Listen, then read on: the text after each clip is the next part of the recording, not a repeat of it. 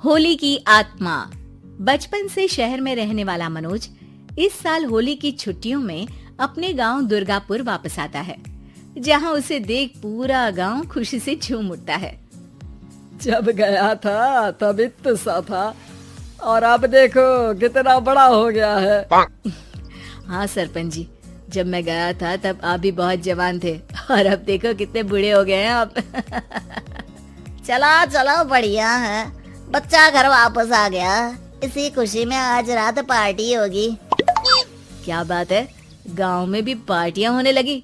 वैसे अगर पार्टी की बात है तो आज क्यों सीधा होली पार्टी करते हैं। होली पार्टी की बात सुन चहल पहल में अचानक सन्नाटा छा जाता है, जिसे देख मनोज को कुछ अजीब लगता है, लेकिन तभी सरपंच बात पलट देता है। अब बहुत देर हो गई, चलो सब अपने घर चलो, पार्टी के बारे में कल सोचेंगे। मनोज भी मम्मी पापा के साथ घर आ जाता है, पर होली पार्टी और उस पर पूरे गांव की खामोशी वाली बात अभी तक उसके जहन से निकलती नहीं। पापा, होली पार्टी की बात पर सब चुप क्यों हो गए थे?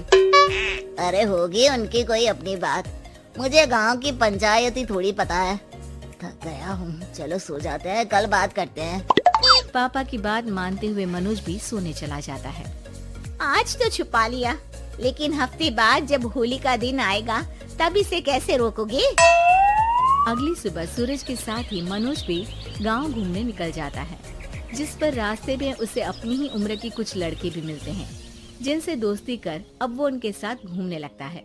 इसी तरह कुछ दिन बीत जाते हैं और होली नजदीक आने लगती है। दोस्तों, होली में 4 दिन ही बचे हैं, पर गांव में उसकी कोई तैयारियां क्यों नहीं दिख रही? क्योंकि यहाँ होली नहीं मनाई जाती। अरे पर ऐसा क्यों? वो राजा भूषण। अरे तुम 4 दिन के लिए आए हो, क्या इतना सोच रहे हो? चलो कुछ खाने चलते हैं। इसी के साथ एक बार फिर होली की बात को टलते हुए देख मनोज को शक होने लगता है।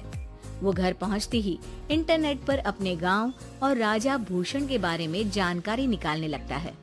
क्या? मुझे आज तक ये नहीं पता था। ऐसा कैसे? किसी ने मुझे कुछ बताया क्यों नहीं? सारी जानकारी लेने के बाद मनोज गांव वालों या अपने मम्मी पापा से कुछ पूछे बिना खुद ही उसकी सच्चाई के बारे में छानबीन करने लगता है, जिसके चलते वो राजा भूषण की हवेली में पहुंचता है। वाह, क्या हवेली है यार। पर क्या यहाँ सच में कोई भूत है? हेलो भूत जी, कोई है क्या? हम इस साल गांव में होली सेलिब्रेट कर रहे हैं, क्या आप उस पर थोड़ा इंटरव्यू देंगे? मनोज के ऐसा बोलते ही गांव में तूफान उठ जाता है और हवेली में रखी सारी चीजें हिलने लगती है। एक अदृश्य शक्ति मनोज को धक्का देकर हवेली से बाहर निकाल दरवाजा बंद कर लेती है। ये सब देख मनोज हैरान रह जाता है। क्या अभी मुझे हवा ने धक्का देकर बाहर निकाल दिया?